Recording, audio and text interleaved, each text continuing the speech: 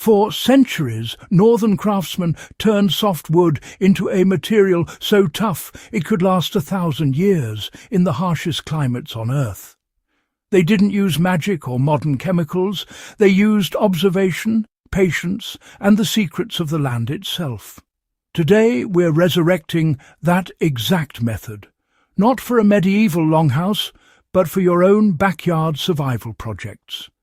This is the art of creating stone-like wood, and it's a skill that would have been priceless in the muddy, rain-soaked trenches and makeshift shelters of the world wars. This is the kind of forgotten knowledge that meant the difference between a dry bunker and a collapsed one, between a reliable tool and a rotten stump. If you're serious about durable natural construction and the ingenious, gritty practicality of past generations, this guide is for you. Stick with me, and I'll show you how to apply this lost northern technique to create wood that resists rot, pests, and the elements for decades, using only what nature provides. The journey to indestructible wood begins with understanding the sacred timing of the harvest. For the northern builders, and for any soldier or survivalist trying to make do with local resources, the first critical step was selecting wood at the precise moment nature intended. They harvested softwoods like pine, spruce and fir during the late winter or early spring dormancy. This wasn't mere tradition, it was hard-won science. During dormancy, the sap, the sugary liquid that attracts fungi and insects, is at its lowest ebb. The felled timber started its life with a naturally lower susceptibility to decay. In a wartime scenario, where procurement was often a matter of local foraging, knowing this could mean securing the only viable building material for a semi-permanent camp or shelter. For your projects, this principle is paramount. Source your wood during this dormant window. Once felled, the wood must be patiently air-dried, often for a year or more, in a shaded, ventilated space. Rushing this process with artificial heat creates internal stresses and weaknesses. Properly seasoned wood is stable wood, and stability is the non-negotiable foundation of any structure meant to endure. 2. Controlled charring transforms a vulnerable surface into a resilient carbon shield.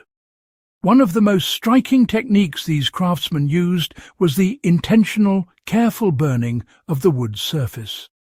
By briefly exposing the timber to fire, they created a thin, protective layer of carbon.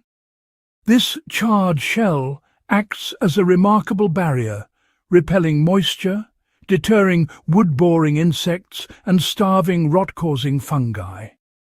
The inner core remains strong and flexible, but the exterior becomes a hardened carapace. In the field, this technique could be employed with nothing more than a campfire and vigilance. For your backyard application, a propane torch offers excellent control. Pass the flame evenly over the surface until it's uniformly blackened, taking care not to burn deeply into the grain. Once cooled, brush off the loose soot. This simple fuel-based method alone can extend the life of a garden post or a bench leg by many years, mimicking the effect seen on century-old barn siding and fencing. Natural oils and resins penetrate the grain to create a waterproof antiseptic fortress. Charring was frequently just the first layer of defense. The true alchemy came with the application of natural preservatives, chiefly pine tar. Obtained through the slow, smoky distillation of pine resin, pine tar is a viscous, potent substance that is both profoundly waterproof and rich in natural antiseptic compounds like creosote. Northern builders would painstakingly apply heated pine tar to every joint and surface, sometimes repeatedly over months, allowing the wood to drink it deep into its fibres. The result was timber that could shrug off relentless damp and microbial attack. For the trench soldier, a can of pine tar would have been worth its weight in gold for preserving duckboards, weapon stocks and shelter frames. You can source pine tar today and apply it warmed, working it into the wood with a brush or cloth. It is particularly crucial for end grains and any part of the wood that will be in constant contact with soil or moisture, such as the bases of raised beds, fence posts, or the joints of an outdoor workshop.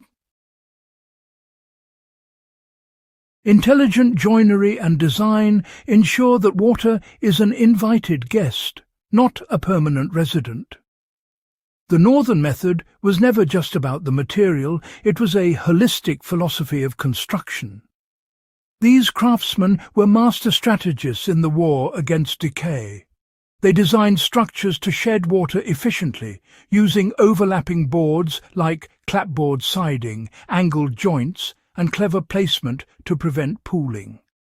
They avoided flat surfaces where water could sit and understood how to allow wood to expand and contract without splitting. In the sodden trenches of the Western Front or the frozen forests of the Eastern Front, such design principles were a matter of survival. Applying this to your projects means thinking like a craftsman soldier. Angle the seats of your benches so rain runs off. Design planter boxes with slight drainage gaps. Construct shed roofs with generous overhangs. When you combine this thoughtful design with properly harvested, charred and tarred wood, you are not building a simple object. You are engineering a legacy piece. By synthesizing these steps, you create heirloom-quality wood from humble softwood. Let's be clear, this is not a quick process.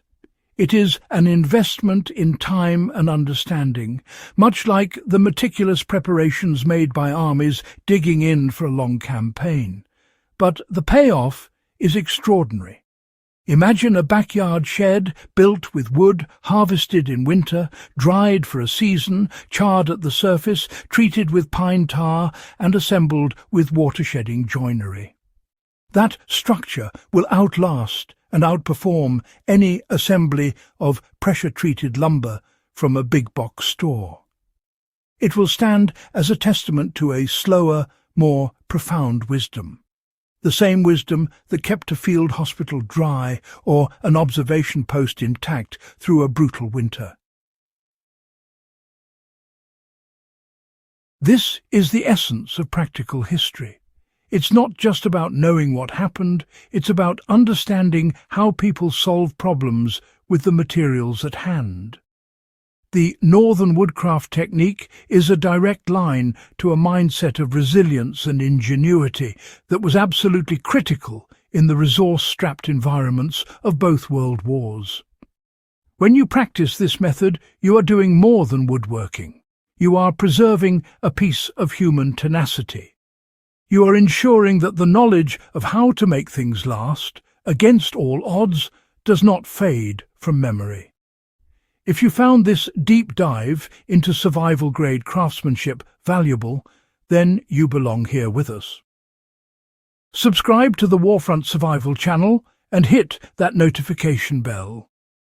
We are dedicated to unearthing and demonstrating the forgotten skills that defined endurance on history's toughest fronts. Share this guide with a fellow history buff or survival enthusiast, and help us keep these critical lessons alive. Prepare for the past to be ready for anything.